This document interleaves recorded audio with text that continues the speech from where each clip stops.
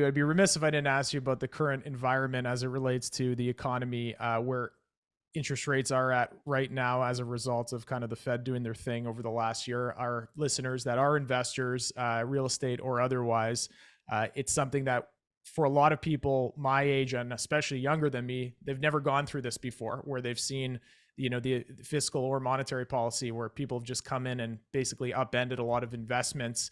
What's your take on how the Fed has handled the last year and a half, and kind of what's your diagnosis of the potential problem here? Well, my view is that, in a sense, that's the wrong framing, because it's not that the Fed has mismanaged the last year and a half. The fact is that the Fed has mismanaged the last 75 years. And in particular, the Fed has mismanaged the last 15 years, certainly since the financial crisis. But of course, the financial crisis was caused by the Fed mismanaging interest rates from 2001 until 2007. So it's all the Fed, right? The Fed is a disaster, and it always has been and always will be, and it's never going to get better, because the Fed fundamentally is trying to do a job that it is impossible to do. It is trying to centrally plan the economy, and it's trying to do it through the use of price fixing. We know price fixing doesn't work when it's oil or when it's iPhones or when it's bread. But we think somehow that if we take the most important price in the world, money, interest rates, in other words, we can fix that price and we can set it right. And it would just get a group of 12 economists together in a room, or even not economists. I don't think Powell's an economist. And they'll hash it out. They'll figure it out. They've got smart PhDs behind them. But central planning doesn't work. Never has, never will. And they can't get interest rates right. They never will get interest rates right. And I don't know if they've raised interest rates too slow, too fast, too high, too low. There is no answer to that. There's no answer to that. But I can tell you that they kept interest rates way too low for way too long. We are suffering today from the consequence of zero interest rates. We're suffering today the inevitable consequence of running an economy on artificially low interest rates that made no sense. That were driven by QE1, QE2, QE3, QE. I mean, people forget, right? Particularly if you're young, you don't remember, 10, 50, but you can't understand anything about what's going on right now without understanding what happened 10, 15 years ago. So interest rates are too low. Our federal government, doesn't matter who's president, our federal government spent like there was no tomorrow because they could borrow money ad infinitum at zero interest rates. I would borrow money ad infinitum if you gave it to me at zero interest rates. So they borrowed like crazy. They spent it all. Of course, our government doesn't invest the money that they borrow in productive activity that generates cash flow to them. Quite the contrary, they waste the money.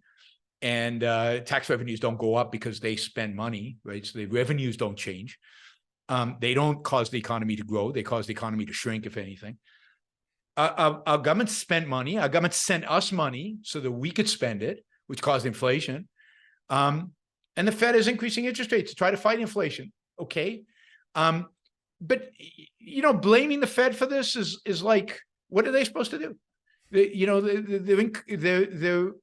They've been given an impossible task. They've taken on an impossible task that cannot be done right. They're bound to destroy. Now, where this all lands up, I think it's hard to tell. It's very easy to be pessimistic.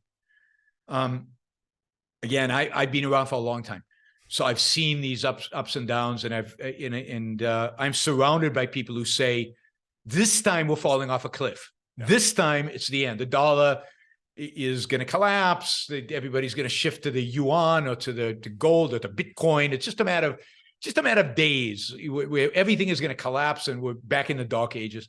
And I've learned, as somebody who was tempted by that for many years, I've learned that doesn't work quite that way. We have an amazingly resilient economy, primarily because of entrepreneurs, primarily because there are people out there who are working for a living and producing and creating stuff, and they keep figuring out ways to get around this. So in spite of all the damage our government and our Fed does, individuals, entrepreneurs manage to somehow keep this economy going. It's not Biden. It's not Powell. It wasn't Trump. It wasn't anybody. Politicians have very little impact on economic growth. Economic growth is a consequence of what you do. of what your listeners do, of the investments they make, of the entrepreneurial activity they engage in. And our economy is unbelievably resilient to the stupidity of our politicians and our central planners. And we manage along. Now, real estate is going to get hit. It has been hit already. It's going to continue to get hit because, as I keep telling my audiences, when you raise interest rates, the value of assets goes down. It just does. That's just math. It's not ominous. It's not the demon. It's just math. And as long as interest rates go up, values go down. But you know what? Is that a bad thing that values go down? I mean, maybe values are too high because interest rates were zero. When interest rates are zero, all asset prices go way up. Does that make sense? Obviously not. So maybe this is more of us just returning to normalcy. We'll see what happens. I've been predicting a recession for a year now or more, maybe. So I'm a little hesitant. I still think there's going to be a recession, but again, the resilience of the U.S. economy is truly something to marvel at.